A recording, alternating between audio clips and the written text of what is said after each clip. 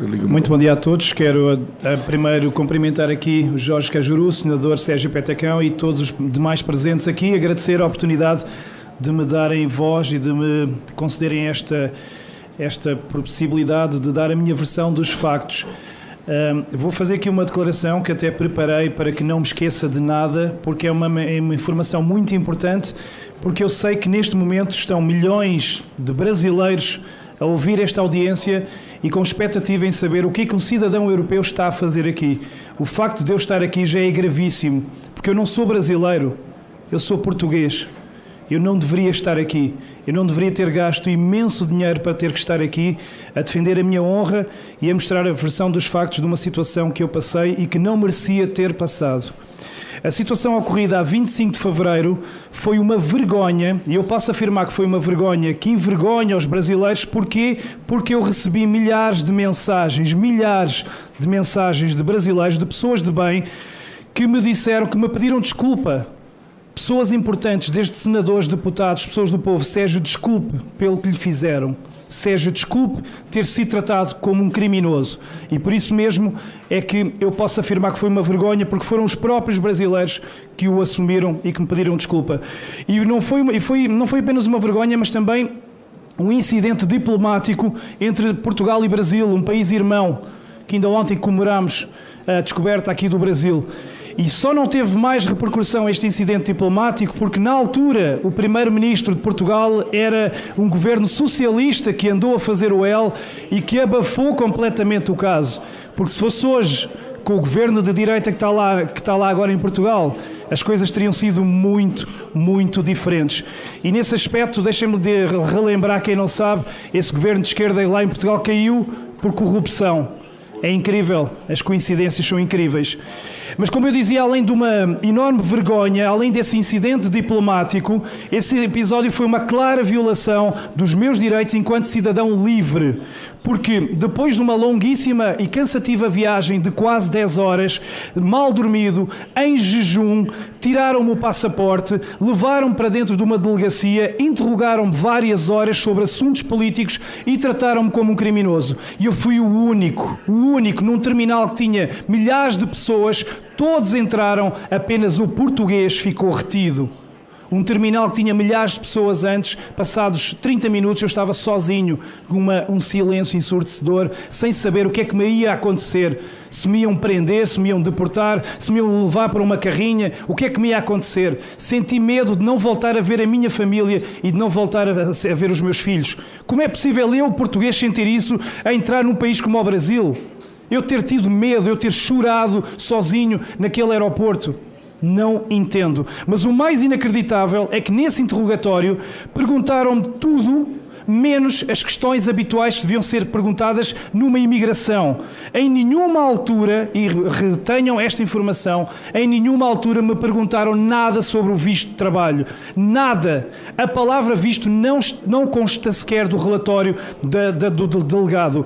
E essa foi a justificação que a Polícia Federal deu no próprio dia, num comunicado feito à pressa a dizer que não. O Sérgio foi levado para a delegacia por um procedimento padrão para conferir se ele tinha visto. Mentira, nem sequer mencionaram a palavra visto. E eu tenho a prova desse interrogatório, tornei-a pública, dei até aos senadores, está público, não encontram lá, podem procurar em todo o relatório, não está lá a palavra visto. E, portanto, não foi um procedimento padrão, como o delegado disse aqui neste lugar, foi um procedimento padrão para ver se eu tinha visto. Não foi, porque na chegada lá, como eu disse, éramos centenas e eu fui o único que fui sujeito a isto. E atenção que o delegado aqui, quando aqui esteve o delegado da polícia, e eu assisti a essa declaração que ele esteve aqui, ele admitiu que afinal eu já estava a ser monitorizado desde Portugal e que afinal não tinha nada a ver com o visto. Foi admitido aqui, portanto foi admitido aqui em pleno Senado que o comunicado da Polícia Federal no dia 25 de fevereiro foi falso. Assente num falso pressuposto.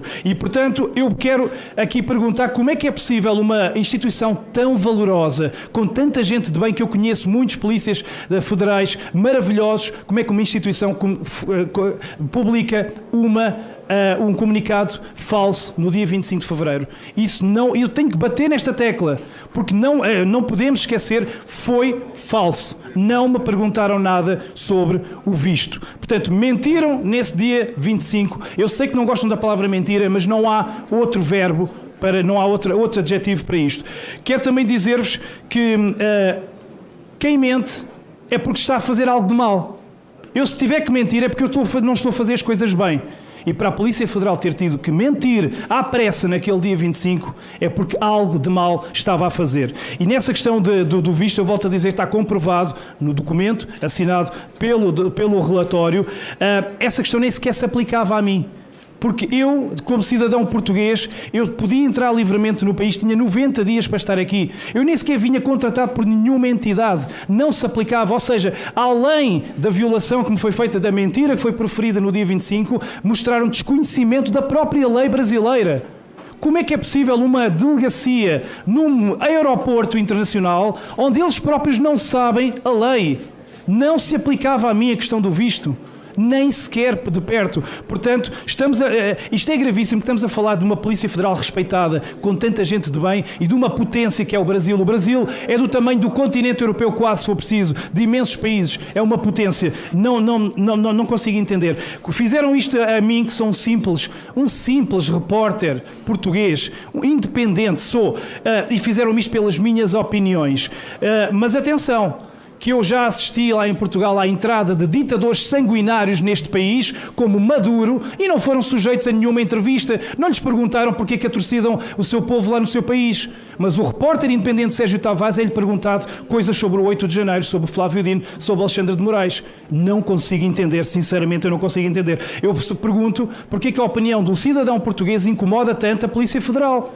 Eu sou um simples repórter independente. Porquê que os incomodou assim tanto? E porquê que quem mandou fazer o interrogatório veio de Brasília? Porque, pasmem-se, e o meu advogado está aqui, e ele foi testemunha, o delegado, quando eu cheguei lá, ele disse-me, olha, eu não sei porque é que você está aqui. Eu nem sei o que é que lhe tenho que lhe perguntar. Está aqui a minha testemunha. Ele disse-me, eu estou à espera de um telefonema de Brasília onde me vão dizer as perguntas que lhe têm que ser feitas. Ou seja, nada a ver com o visto. E bem ali à frente, por mais incrível que pareça, o delegado atende o telefone à minha frente, à frente do meu advogado, e escreve as perguntas e até as soletra em voz alta. 8 de janeiro, Flávio Dino, urnas eletrónicas. E eu estava a assistir aquilo de forma surreal. Que é isto? Um delegado que nem sabe o que é que eu estou aqui a fazer. Em que país é que eu vim parar? Eu não estava a acreditar. E repito, em jejum, mal dormido, há 4 horas, tratado como um criminoso naquela sala onde se tiram as fotografias de lado e de frente onde estão os criminosos. Acabado de chegar a um país como o Brasil. Está aqui a prova. Podem ler, eu poderei passar este documento, não encontram aqui a palavra visto. Então, as questões foram... Sérgio, o que é que você pensa sobre os atos do 8 de janeiro? Mas o que é que interessa a minha opinião sobre o 8 de janeiro? Eu nem sequer estava cá. Eu estava em Portugal. Eu não tenho nada a ver com o 8 de janeiro. E mesmo que eu tenha a minha opinião, eu sou um cidadão livre, eu posso pensar o que eu quiser. Perguntaram-me o 8 de janeiro. A sério. Depois perguntaram-me porquê que você é da opinião que o Brasil vive uma ditadura do judiciário. E nessa altura, bem aconselhado pelo meu advogado, não respondi a nenhuma questão, mas quase me apetecia fazer um gesto. Olhem por isto que está aqui a acontecer. Isto não é normal. Não é normal. Foi a segunda pergunta. A terceira, o que é que eu penso de Alexandre de Moraes? O que é que eu penso de Flávio Dino? Então isto são perguntas sobre um visto? Flávio Moraes e Alexandre... O que eu penso de Alexandre de Moraes? O que eu quiser. Eu sou um cidadão livre. Eu penso o que eu quiser. Eu penso ao Flávio Dino o que bem me apetecer. Da mesma maneira que eu penso do meu Presidente da República, Marcelo Rebelo de Sousa, o que bem me apetecer. Eu sou um cidadão livre.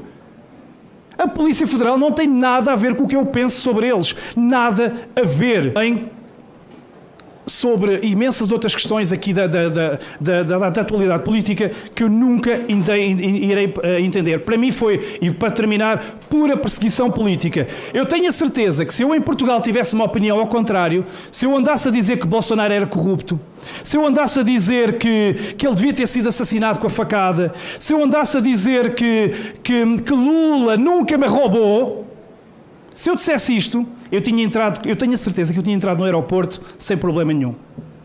Eu tenho a certeza absoluta. Porque isto está a acontecer tudo para um lado. E eu sou a prova disso. Este episódio que aconteceu comigo pôs a nu essa perseguição política, pôs a nu a censura, a perseguição e a privação dos direitos e a privação da liberdade de expressão. Mas sempre a quem pensa à direita, a quem pensa de forma conservadora. Já nós na Europa, até nós na Europa já sabemos isso. E eu passei por isso. Porque, como eu disse, se eu tivesse a opinião do outro lado, eu tenho a certeza que nada me ia acontecer. Agora eu digo, se eu que sou europeu passo por isto, eu imagino o que os brasileiros de direita estão a passar. Eu imagino a perseguição, o terrorismo psicológico que não estarão a fazer às pessoas de direita. Porque se eu que sou europeu, eles nem hesitaram em tratar-me como criminoso, eu imagino. Agora eu entendo o que é que estão... Quando me falavam do Daniel Silveira, quando me falavam do Alan dos Santos, Osvaldo Eustáquio, Ludmila Lins, Grilo, Paulo Figueiredo, Constantino. Eu imagino os horrores que este judiciário não estará a fazer essa gente pela sua opinião.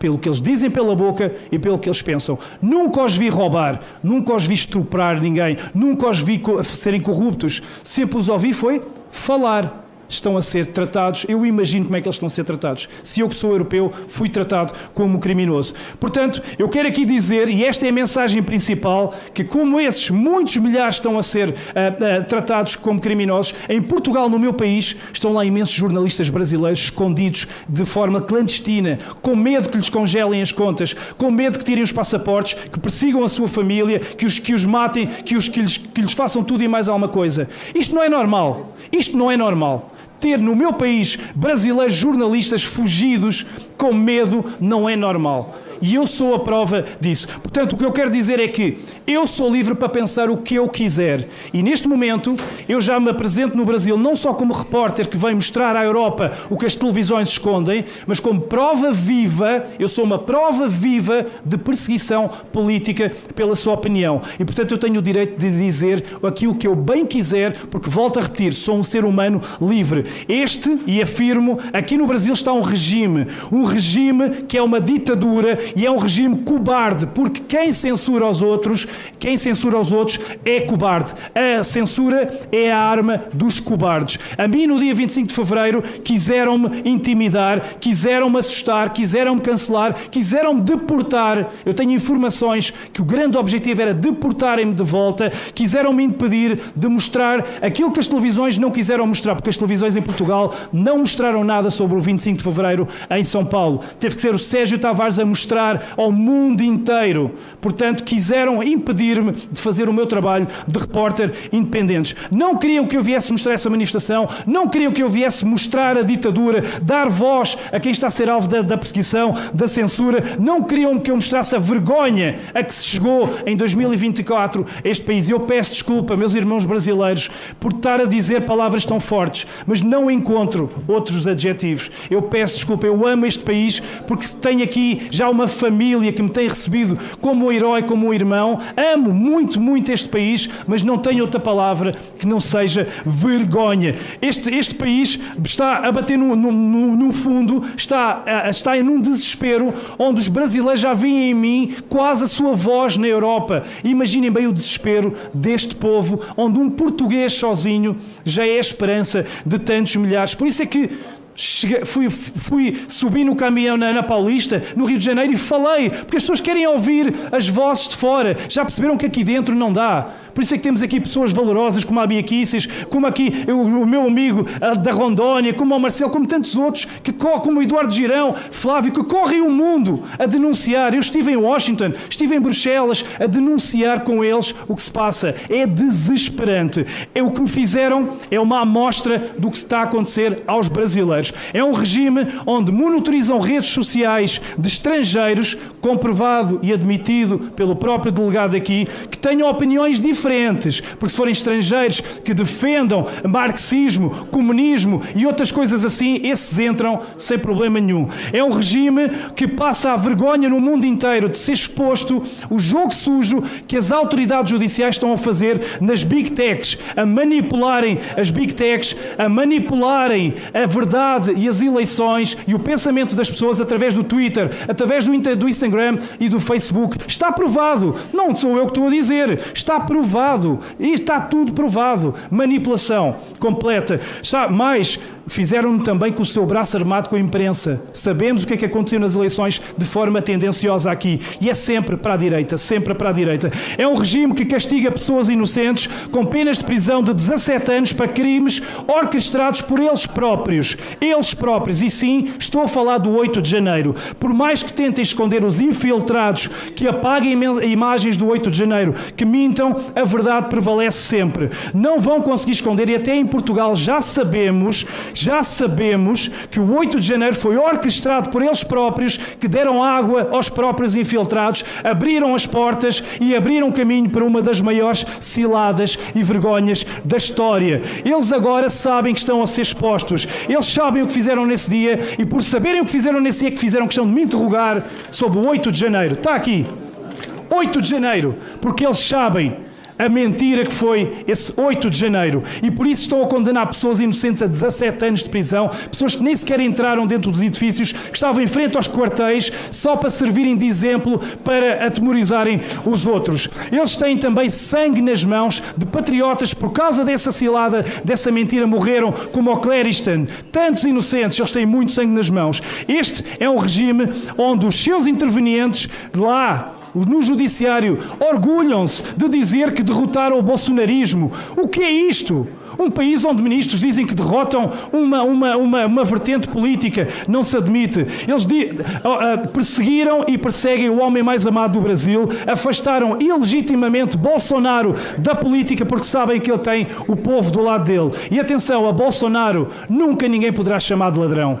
Nunca. Isso podem ter certeza. E para terminar, este regime tem um nome. Regime de Moraes. É um regime onde eles admitem que as eleições não se ganham, que as eleições se tomam. É um regime onde eles assumem que missão dada é missão cumprida. E é um regime de ataques às liberdades. Por exemplo, Jorge Soros, ele gasta milhares a financiar ONGs que promovem a censura, promovem a perseguição e promovem as agendas nefastas que estão a ser levadas neste país. É um regime que vê arder e desmatar a Amazónia como nunca, mas que já não paga aos artistas para chorarem lágrimas de crocodilo agora para a Amazónia. Agora já não interessa as lágrimas a cair. É um regime onde os senhores de preto assumem que antes de existirem as redes sociais, eles eram felizes e não sabiam. Não sabiam porquê? Porque nessa altura o povo não tinha voz, eles eram felizes porque não eram expostos. E termino dizendo que é um regime que faz aberturas ilegais de inquéritos, não dá acesso aos próprios advogados a esses inquéritos, promove prisões sem crime no Código Penal e sem julgamento. E por último, o que me aconteceu a mim foi uma transgressão do artigo 5 da própria Constituição do Brasil, que garante o direito ao livre pensamento e opinião. E não vou perdoar e vou até às últimas consequências processar a Polícia Federal, porque foi dito aqui que eu apoio atos golpistas. Nunca encontrarão essa prova. Ninguém apoia atos golpistas e para já não houve golpe nenhum. Houve sim a maior farsa e fraude, a maior cilada que o povo brasileiro já sofreu. Muito obrigado.